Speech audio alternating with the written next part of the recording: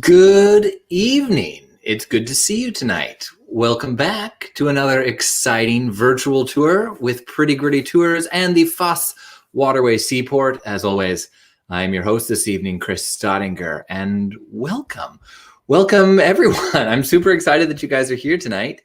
It is going to be an exciting tour tonight. We get to hear from some serious experts on the subject matter here.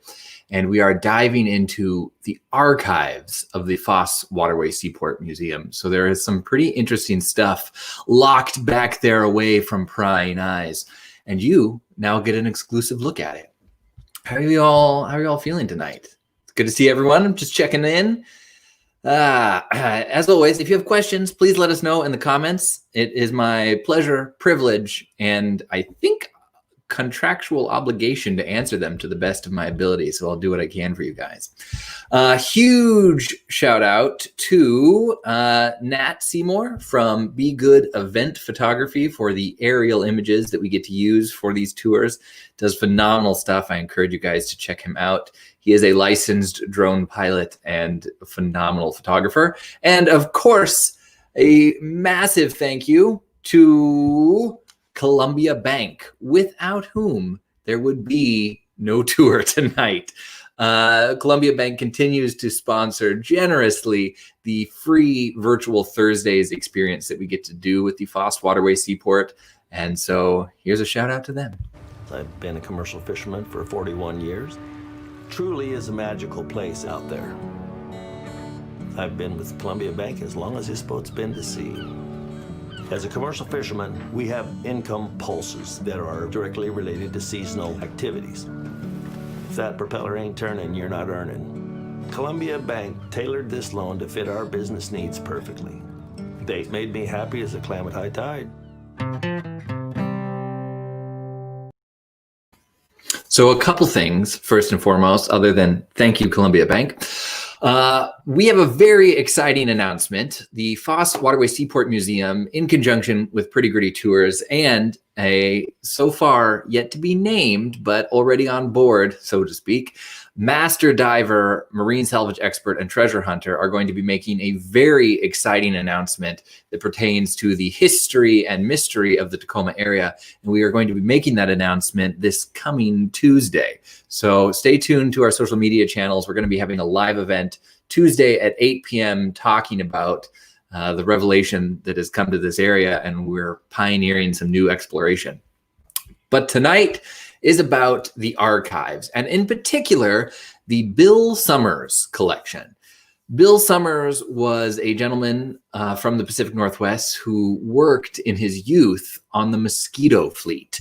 And if you're not familiar with the Mosquito fleet, certainly by the end of tonight, you are going to have a lot of conversational trivia and knowledge about this major building block to the development of the Pacific Northwest. And the Summers collection comprises just an untold trove of treasures from particularly the Mosquito fleet, but a lot of the nautical and maritime history to the Pacific Northwest. And it comprises approximately, based on my resources, 79% of the archives of the Foss Waterway Seaport.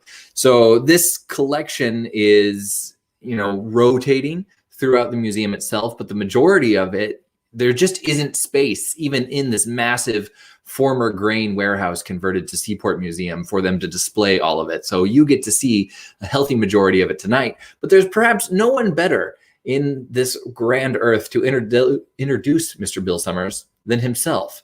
So we actually have archival footage of Bill introducing his first museum, which was on Stretch Island. And if you're not aware of where Stretch Island is, don't worry, you're in good company. But you can see it there on the Case Inlet, just to the west of that map out there. Stretch Island is a small area way out on one of the inlets in the Puget Sound there, quite a ways away from Tacoma, but very much connected through the maritime community. And Summers had his first nautical museum out there. And then after his death in the early 2000s, the collection was purchased by the Foss Waterway Seaport Museum and then is now being cycled through and put out to the public.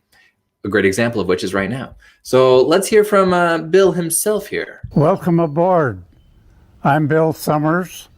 We're going to take a tour of the Museum of Puget Sound, located on Stretch Island at Grapeview, Washington.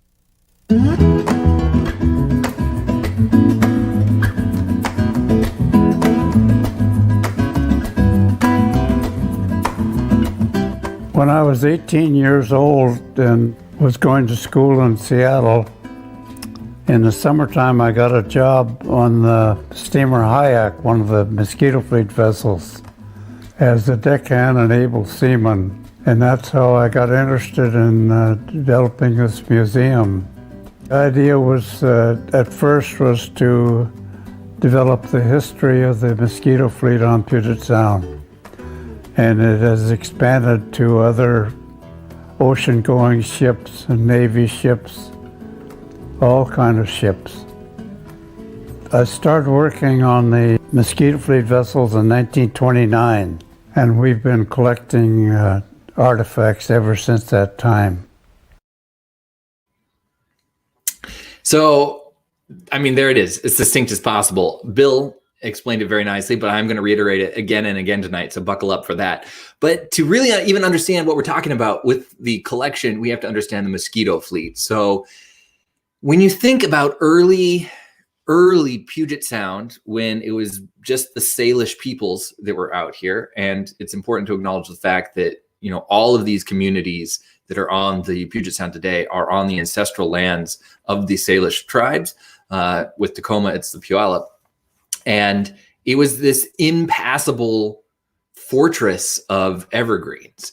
It was impossible to traverse it without huge amounts of danger, and certainly not with any sort of freight or livestock. And the only way to get around was on the water. You had this liquid highway that connected every community that cropped up on the coast of the Puget Sound. And originally, to get anywhere, as people started settling out here and colonizing the area, you would go via canoe. And that was a risky enterprise for a lot of reasons. Number one, you had to find and then employ a native guide who already had a canoe and then could pilot you to the areas that you wanted to go. And if you're going to try and transport large amounts of settlement, gear, freight, or goods, good luck doing it in a hand-dug canoe. This was a difficult enterprise, to be sure. So when you're looking at this area here, the Puget Sound, you can see it was perfectly connected by all of these sheltered waterways for the most part. Not necessarily that you want to go out on a canoe in the middle of December, but it provided a really well-established connection to every place that you wanted to go in the area there. Enter the Mosquito Fleet. So in the area where the Foss Waterway Seaport is today, that originally used to be grain storage and then the Tacoma Municipal Dock. And this was an area where these privately owned vessels would show up. And the Mosquito Fleet was, for the most part, almost entirely privately owned. And these were, for lack of a better term, usually junk vessels. These were abandoned garbage boats that would get snapped up by people looking to make a living for themselves in this area here. They would paint them, they would refurbish them, and then they would launch them as passenger ferries or tugboats throughout the greater Puget Sound area. And it gets its name, I think the three people that you're going to hear from tonight, Bill, Kay, and myself, I think all have a different story that more or less lines up for why it's called the Mosquito Fleet. But the best explanation is, in my opinion, that it was this swarm of colorful, loud, I'm going to say annoying, most part, captains. There are stories where these vessels, large, tall ships powered by sail, would come into the various ports of Seattle, Tacoma, and Olympia and instantly be swarmed by these small entrepreneurial captains who would just cuss each other out.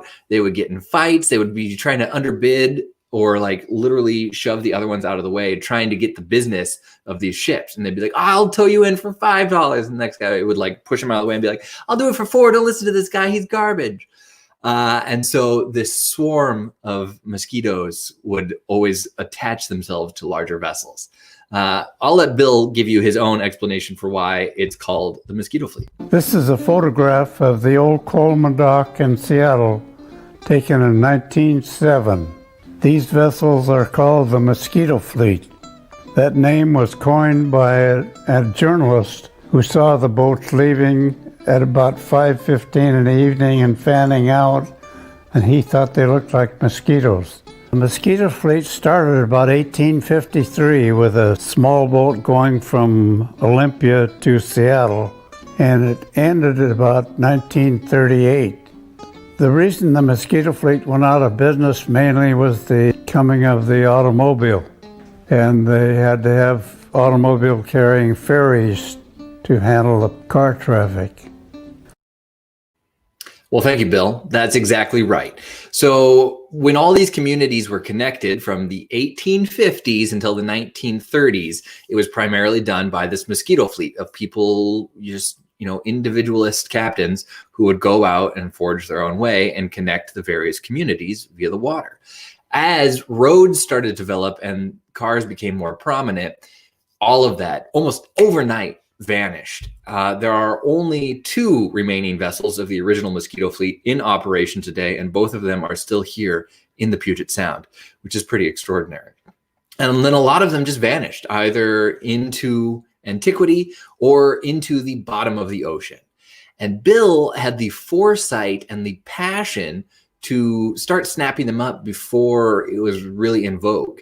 So Bill went around and started collecting the various pieces of the Mosquito Fleet, just going aboard to these vessels that he either knew or had worked on and asking if he could have pieces of them as they were being decommissioned.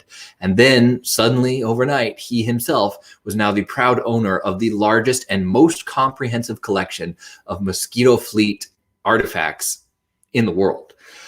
To tell you a little bit more about that, we have a guest tonight, Kay. Kay is, well, as you'll see here in a moment, just a historic and maritime expert. And she has some good insight into Bill. Bill Summers, who did the museum, grew up in Seattle with a family that did real estate. And they bought like a summer place down on Stretch Island and planted grapes and turned it into a winery. And they had Island Belle grapes and St. Charles Winery for years. They were the first bonded winery north of the Columbia after Prohibition.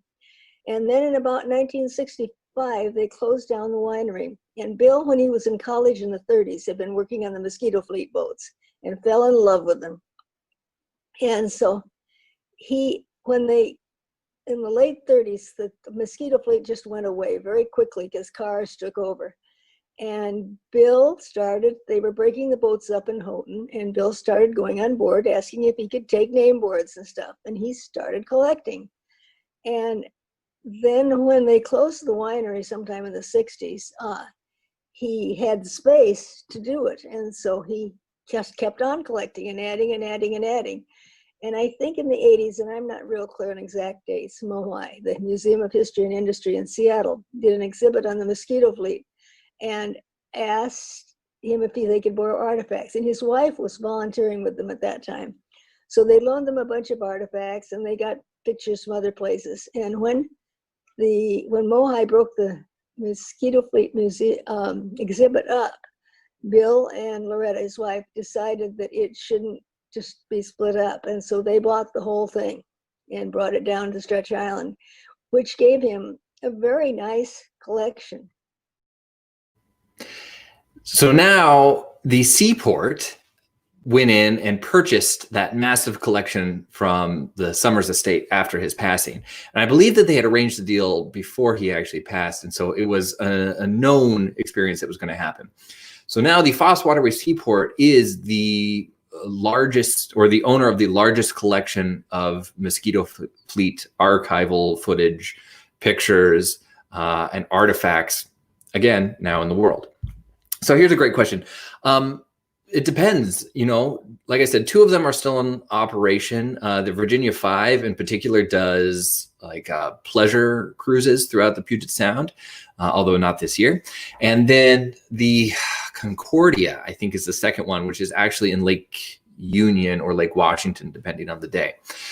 The majority of them outside of that would have either been salvaged for materials, sunk in Commencement Bay or around the area, or a lot of them ended up going to Shelton. And the Shelton area, I'm not sure if any of them are diveable today, but I know that a few of them are out there. And so we'll talk a little bit more about that. But 100%, they were water taxis. And so places like McNeil Island, Anderson Island, Vashon Island, were completely isolated from the rest of the world, because not only did you not have roads, but they were literal islands without bridges or anything. So to get there at all, you needed to hire out, because not everyone just showed up off the Oregon Trail with their own boat.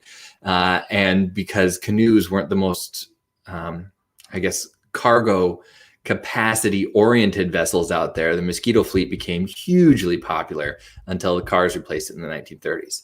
And the biggest part of that, operating from 1872 until I think 1986, was the steamer Daring, and that really connected the two major cities of Tacoma and Seattle for the first time. And this was before 1893, when train travel between the two cities would have been the major sort of way to go around there. I think the railroad came in 1873, but it was not a reliable line for a very long period of time there. Tacoma very much wanted to crush Seattle's stranglehold on a lot of the area there, and so they didn't let people go up there conveniently or regularly. This is a picture of what is now the Foss Waterway Seaport building, just to the right of that Tacoma Municipal Dock building there. And you can see in the upper left, that massive chateau looking building is the original Tacoma Luxury Hotel. And you can still see the clock tower of Old City Hall, built in 1893 back there. Moving forward through this area here, this is a rare shot, but this is actually across the Foss Waterway. You can see, I believe that's one of the Foss steam tugboats there in the foreground. And then the massive tall ships that were frequenting the area. And these would have used Mosquito fleet vessels to get towed into various harbors, not Tacoma, because the Foss family had pretty much a monopoly on steam tugboats in the area there.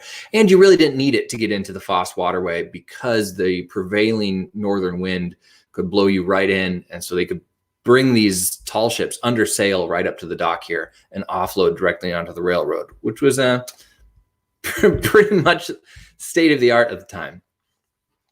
So here's one of the few archival pictures that we have of the Concordia. And the Concordia was built in 1930 here in Tacoma. And it was popularly called the Conky. And it was the last steamboat built on either Puget Sound or the Columbia, and was one of only 4 steamboats constructed on the Puget Sound after 1920. And this operated, I mean, technically it's still in operation up in the Seattle area here. The other one that has the competing tile is the Virginia 5, which, as you might have guessed from the name, is one of the 5 Virginia steam vessels that were made as passenger ferries in the area there. And then this is of the Seattle waterfront in 1915, I believe. So I think 1 year after Smith Tower, the white building there on the right, was completed. And Coleman Dock, Alaska Steamship Company Dock, and a few others operated here in this area there. You can actually see, I'll make it a little bigger for you, the Alaska Steamship Company right there on the right. And then Coleman Dock is the one with the clock tower center there under what is either a sort of aurora of the sun or a coffee stain on this historic 1915 postcard. It's your guess as to which one is more accurate. But here's a better picture of Coleman Dock. This was the main Mosquito fleet docking terminal for the Puget Sound. It was located up in Seattle, and they operated all of these vessels out of there, connecting the rest of the area. One of the more, I think, famous and sort of like benchmark Mosquito vessels that we have some looks at here in the archives of the Foss Waterway Seaport is of the Eliza Anderson. And the Eliza Anderson was the first of the Mosquito fleet to repurpose the steam from their engine to also power a calliope. So they had this steam-powered organ on board, and they really went all out on this. You know, a lot of those first Mosquito vessels were like, get on, bring your livestock, like a chicken bus in Guatemala. They developed from there to be more like luxury travel. So white linen, catered meals, fine dining, really enjoy your time as you go through there. And the juxtaposition of what you would get out there ranged greatly in the Mosquito fleet. It was a hodgepodge patchwork of what captains could afford or could not afford, honestly. Let's take you guys actually in briefly to look at some of the things in here. Honestly, some of the finest things that I think they have in the collection are the brass communication tubes and the variety of bells, whistles, and gongs. This is an engine room gong and jingle over here. That means a communication between the pilot house and the engine room. The bell and the jingle will be located in the engine room. This is the chief engineer answering the bells. If the captain rang for flank speed ahead, the signal, this would ring up there, and the engineer would answer this way. And that would ring up on the bridge. Now we're going to come back to stop.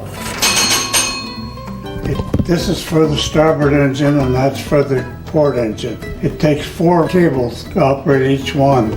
And there's a backup in case the cable breaks, then we go back to the engine room gong.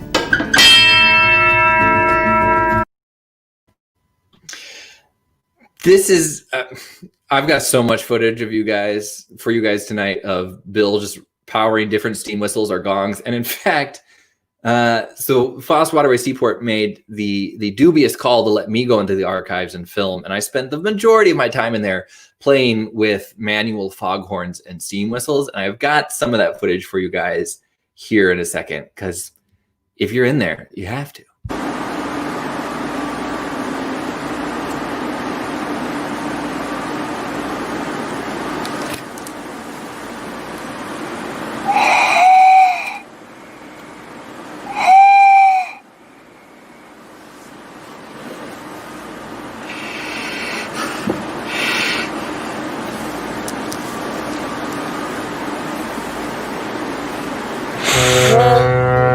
This is a steam whistle from the Virginia 4.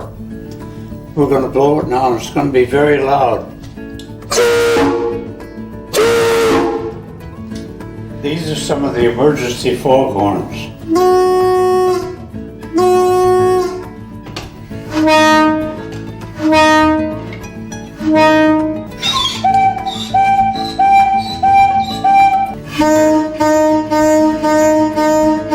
This is what we call a hands-on museum, where the kids can operate the engine room telegraph and the lights and the horns.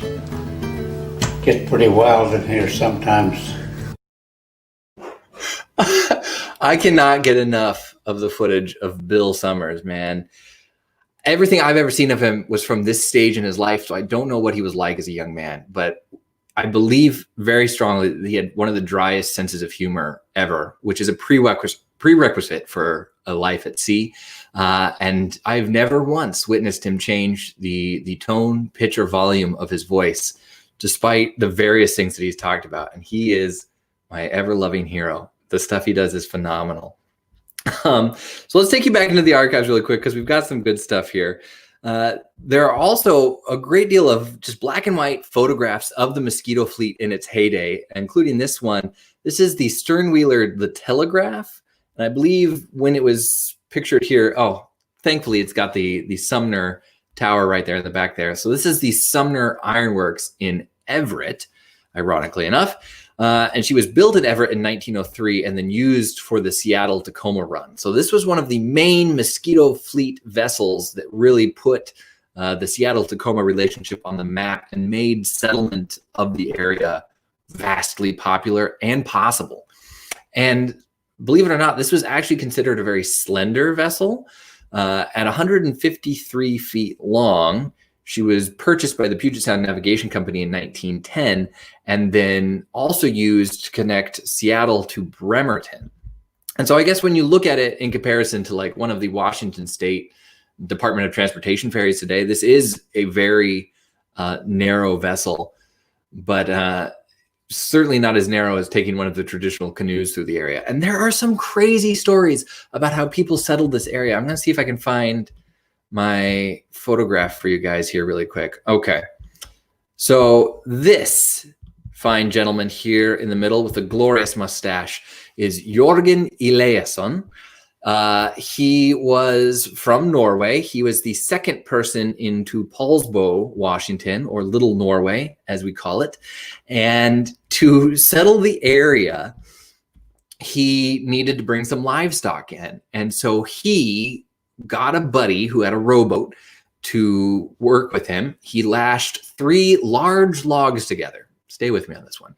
He lashed 3 large logs together, had those towed behind his buddy's rowboat as he brought his cow on the makeshift raft.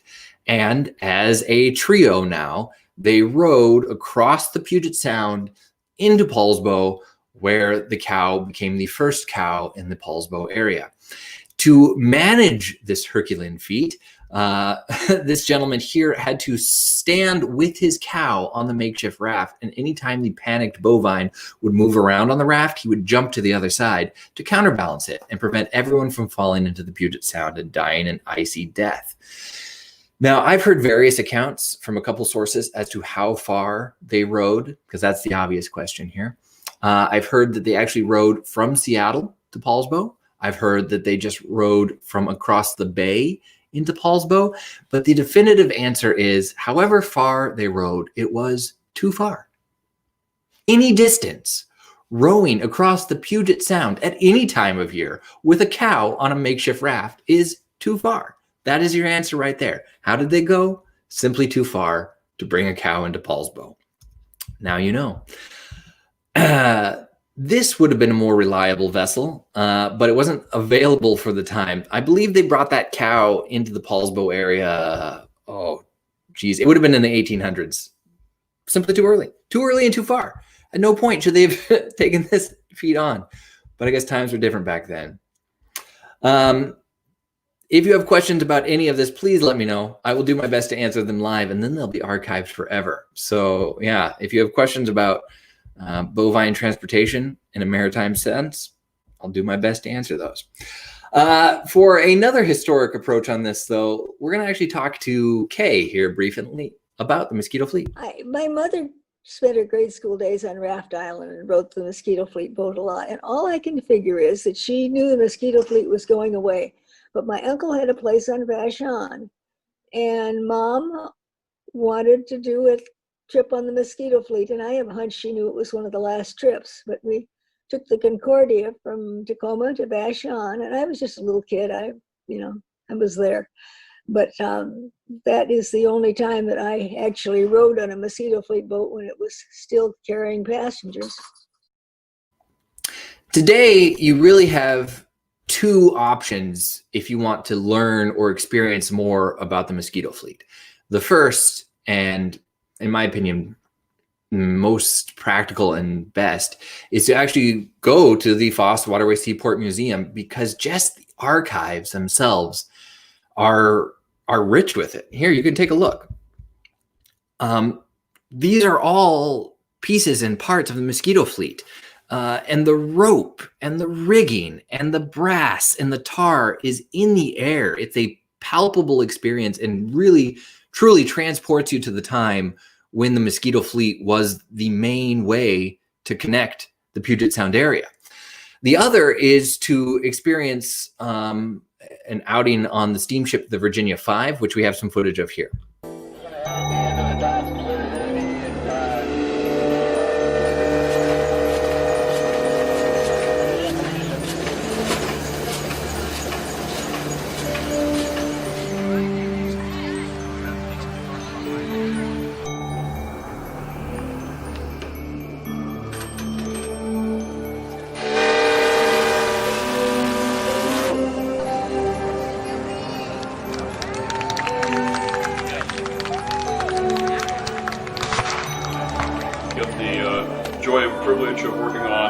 one of only two vessels of its type still in operation in the continental United States.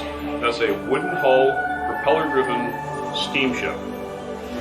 It was built on the beach over by Vashon Island, about a mile south of Olalla. The company that owned her had her built, had a series of boats, all called the Virginias. Virginia originally, then Virginia 2, 3, 4, and 5. Our steam engine dates back to 1898 and was originally in the Virginia 4, which was originally called the Tyrus. They repowered the Tyrus with an internal combustion diesel engine. So they had the triple expansion, double action steam engine built by Heffernan Iron Works, basically down in where the Pioneer Square area is.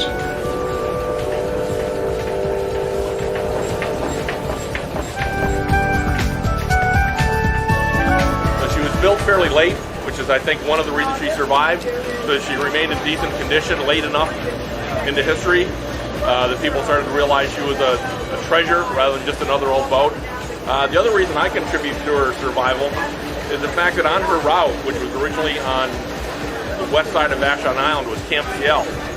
And so just by luck of the draw, she was the ship that carried the Campfire Girls to Camp Ciel. So there's a whole body of these people out there who loved the boat because they rode it, it was part of their summer camp experience. Being on a steam engine is cool because it's unique, it's not something you see every day because it's out of date, it's out of style, it's old.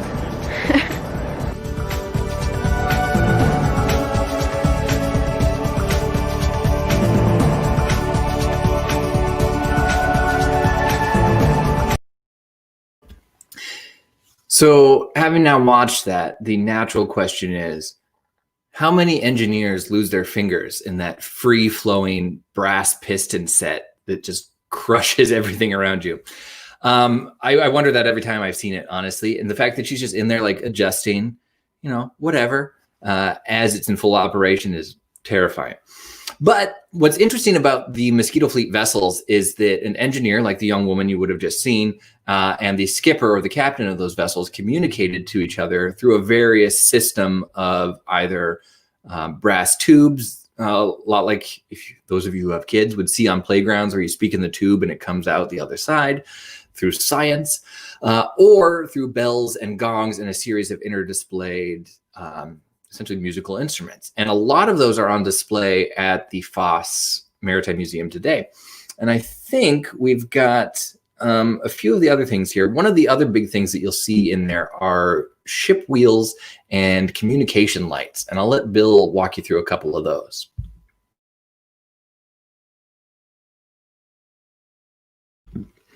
So this is entering the archives right here, and you'll see a lot of the items that are currently stored in the Foss Maritime Museum today used to be very interactive with when Bill had them in his private collection here. Not the least of which are these massive ship's wheels that you'll see throughout the museum. The big wheels for leverage because there was no power steering in those days. There's beautiful wood in this wheel. The spokes are oak. The drum is chestnut, and the side rails are mahogany.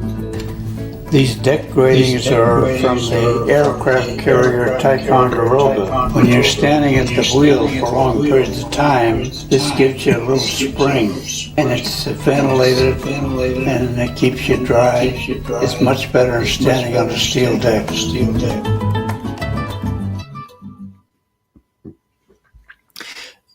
There's also, you see, still the deck plating there as well. And there is that communication light, or one of the many, because there are so many. This is a Navy-type signaling searchlight. We're going to send you a little message on the white bulkhead there.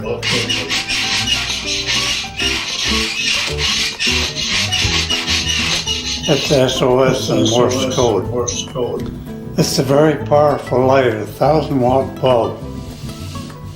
And you can send a message with this light for 25 miles.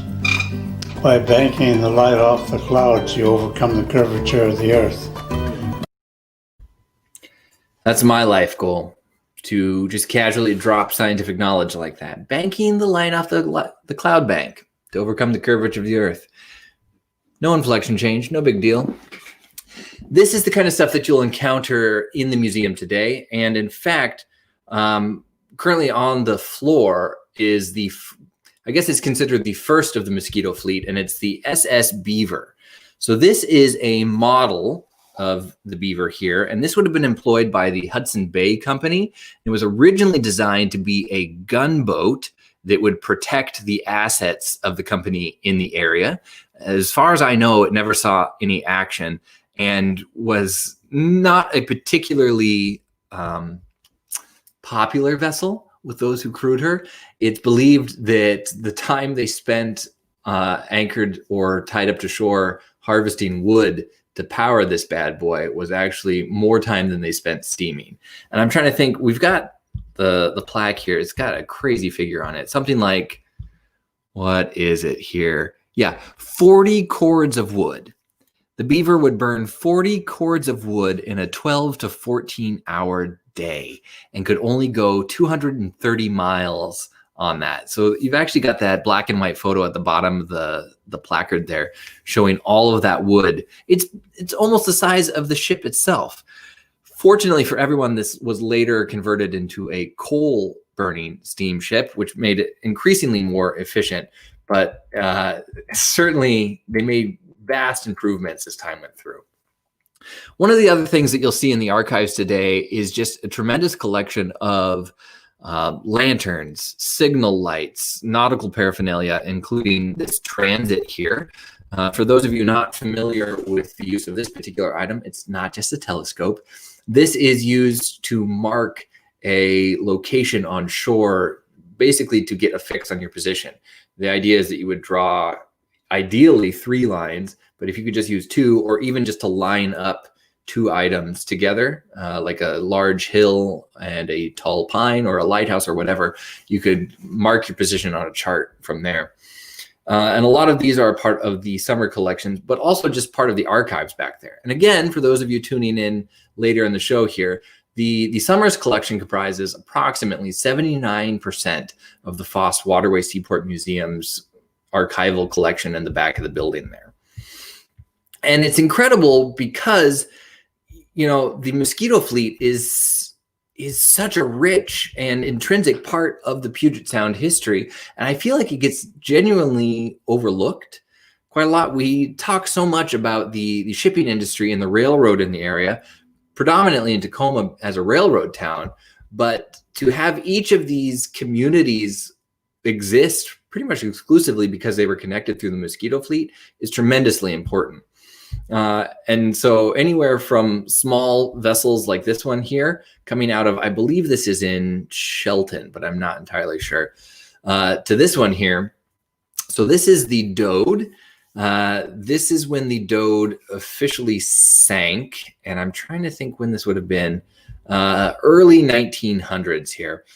But there was a guy named Captain Dan Troutman who purchased this vessel, and it was originally called a coffin boat. A lot of these steam vessels were built for the purpose of taking desperate gold miners up to the Yukon, and they were called coffin boats because they were just taking these guys up there to die, basically. And then when they served their purpose, they weren't shiny or new. They would just get run aground on the shore, either near Tacoma or Seattle, and then purchased for cheap by these sort of entrepreneurial captains. And one of those people was Captain Troutman. And he named it after his wife, Dora Troutman, who he called Dode. That was his cute nickname for her. She is awesome. This is her right here. Dora Troutman was one of the first licensed women captains on the Puget Sound, and she ends up taking over command of the Dode when her husband vanishes under mysterious circumstances. He had run up a considerable mountain of debt for their family enterprise and then vanished mysteriously and taken into the death, I guess, the same amount that he had just gotten for selling one of their vessels. The Dode ends up getting taken by the bank to pay off some of their debts, and then Dora here manages to finagle it back and works off the tremendous amount of debt that she's under as a captain in the area, piloting this Mosquito fleet steam vessel around. Eventually, she ends up selling it just to clear debts and then retire. And as soon as it was sold, a different company was towing it, and a separate steam vessel ran into it, and it sank just off the coast of Tacoma here, which is a tragic story across the board. But yes, he really was.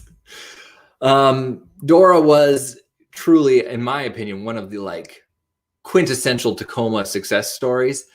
Very much along the lines of Thea Foss, to have these pioneering, no-nonsense immigrant women just show up and start running the seas out here. And so I always like to make sure that her name is cleared in this whole story. Not a lot of people mention the fact that she had already sold the vessel and was no longer the skipper when the Dode sank. That's important. In the archive selection as well here is another one of the tragedies in the area. So if you're not familiar, on the 4th of July in 1900, Tacoma was the site of a really horrific streetcar incident when an overloaded streetcar was leaving the celebration for 4th of July here in Tacoma, where they estimate that about 50,000 people were in attendance, and this streetcar jumped the rails and 44 people were killed in this accident. For whatever reason, some individual, let's call them, took pieces of wood from that streetcar and carved a scale model of the Andalana. And the Andalana is one of the largest maritime disasters in Commencement Bay, in which everyone here in this picture, save for one person, drowned while they were locked inside the ship, and it overturned in a gale and sank to the bottom of Commencement Bay. And everyone who's made any attempt to recover it has either died or drowned or had some other horrific thing happen to them. And before you ask, yes, unfortunately, both dogs went down with the ship. This individual took a piece of the streetcar and carved the scale model of the Andalana. And for, I believe, a brief period of time, it was on a shelf in the archive of the Foss Waterway Seaport back there, comprising the other, 11% of the collection that wasn't Bill Summers. But it's just part of the strangeness that you'll find back there. To give you a look at some of the non sequitur items, one of the ones that intrigues me, and I believe a few other people, are these riders that you'll find on the shelf back there. And I'll let Bill take it away from there. So as you come around the corner here on the shelf is this strange perpetual motion machine of a cowboy on a horse. And I actually found archival footage of this in the original Maritime Museum on Stretch Island. Those are from Indonesia. really great, very clever. It's simple but clever. Yeah. And how do you get them? Just tap this? Yeah. Also, we've got some great trivia here. The Carlisle 2 is a surviving Mosquito fleet boat that is currently working as a foot ferry in Port Orchard, which I had no idea. So thank you, Julia Berg, with the Foss Waterway Seaport here, demonstrating your knowledge today and putting me to shame. I really appreciate it. Let's take you a little bit deeper into the archives here really quick, because one of the other things you'll find is a tremendous treasure trove of historic photographs, not the least of which is the Wilhelm Hester collection. And the Hester collection is something that we're actually going to talk about next month when we have our virtual tour on the Andalana, the vessel that we were just talking about, and its mysterious disappearance and overall occult, spooky, functional maritime career. But the Wilhelm Hester collection of photographs, there are a few peppered around in the archives in there, as well as a few others like this. So this is of the Ruston area, where the Ruston sort of adventure recreation apartment complex is today. It used to be the Ruston smelting area, where they would essentially render down copper and then sell it around the world. And this stack here, this 570-foot plus smelting furnace stack, was destroyed in the 1980s. And they've got some archival photographs of that in there as well. Not to mention just a tremendous collection of various outrigger motors here. So plenty of things to look at, including, I think they have some, but I wasn't able to locate any of Captain Johnson art. And to give you a little more information on that, we're going to go back to Kay. The story came out that Captain Johnson had been in a prison camp during World War II, and he was an artist, and the Japanese must have been quite intrigued with his art. And so they gave him paints and paper and let him go. And he created a book for his wife, Laura, called it Laura's Book, and put pictures of stories, places they'd been together. And we ended up getting that book and giving it to Mohai, that we have, I think, like it digitally. But that was just one of those little things that this guy walks in and is looking for something, and Robin said, yeah, you're right. And then a number. And yeah, we're getting some good questions on this. So yes, this is as the stack was imploding. They, I believe, shut down the smelter in 1985 or just after. And the Rust family was in charge of that pretty much through its entire operation. In fact, the legend is that William Rust lit the first furnace for the smelting plant, and that fire continued to burn for its 100+ year career. And then in 1993, as Faye was generous enough to contribute to our knowledge pool, is when they imploded it. And yes, I believe you can see the implosion on YouTube today. And in fact, if you want to get really hands-on about it during a non-pandemic, you can actually go to the Ruston Way Waterfront, and inside the multiplex there near the movie theater, they have a small museum curated about the history of the smelting operation out there. And they've got an old school dynamite electric box out there. And if you deploy the plunger, it plays a video of the stack coming down, which I think is pretty clever. No, so there it is. 1993 is when the whole thing came down. So the archives to the entire area have a tremendous amount going on in them. I'm trying to make sure that I've showed you all the good stuff out there. I'm going to take you now quickly through the archive as a whole so that you can see these treasure trove of just various information now that you've got more context for the Mosquito fleet, for binnacles. I'm sorry, we haven't even talked about binnacles. Let me have Bill take that one. This is the menu from the steamer Tacoma in 1934. Full course dinner 50 cents, coffee 5 cents. This is a binnacle with a magnetic compass inside, and these iron balls are used for adjusting the compass. The idea is to remove as much of the deviation as possible caused by the metal in the ship. This is a distress light. It would be hung from the rigging if the ship was in trouble or not under command.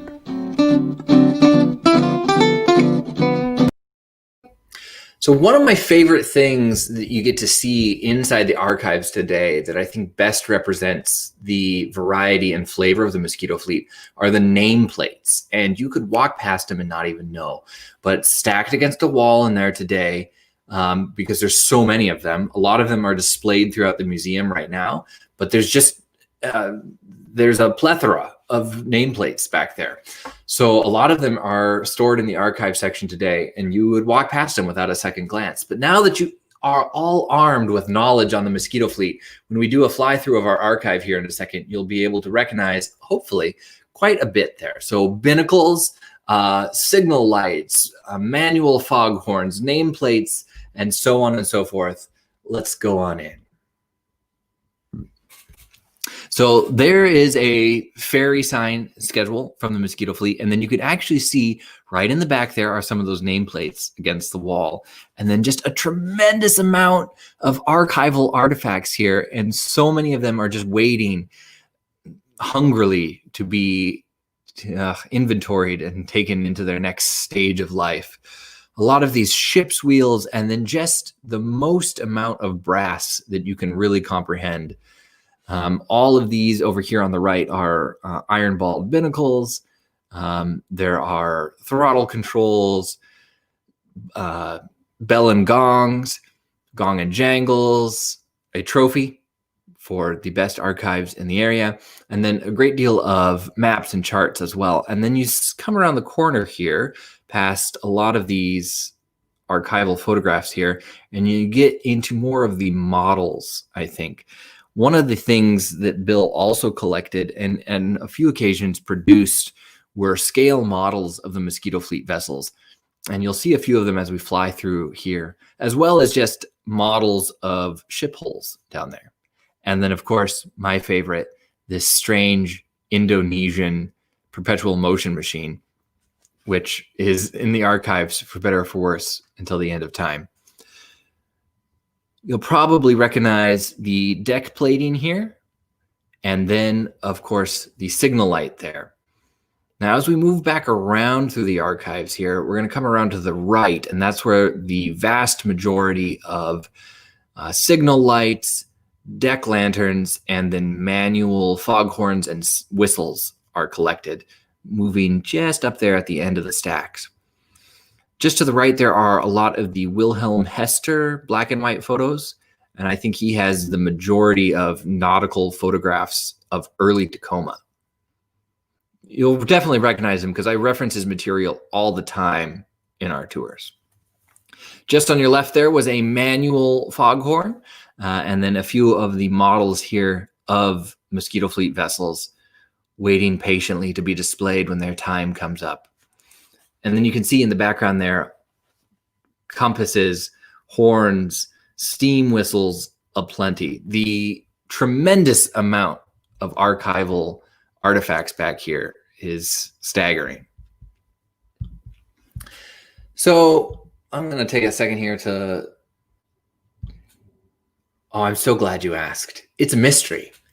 There was the cowboy and the Indian, right? And I only know that because of the archival footage, and I have yet to determine where the other perpetual motion machine went. I've got theories, but I don't want to say anything on record until I've done a little more research. But needless to say, I'm hot on the trail. And if you guys know me, I do what I can. So with that, I would love to take any of your closing questions. I think this was a good foray into the Mosquito Fleet, which I think will probably end up as its own virtual tour at some point, just because so much of it is located within the Foss Museum itself.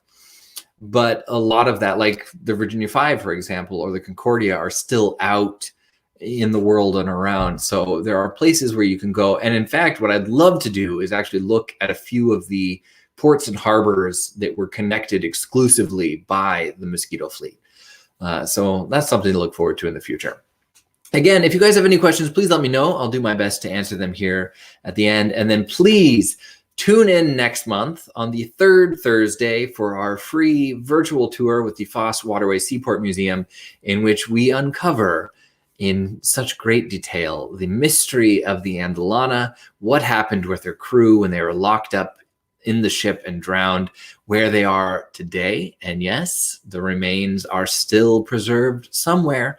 And honestly, the curse of that ship, because when you look at the letters and the documents and just the timeline of it, it is without a question, in my mind, a cursed vessel. And it has brought its curse to Tacoma to this very day.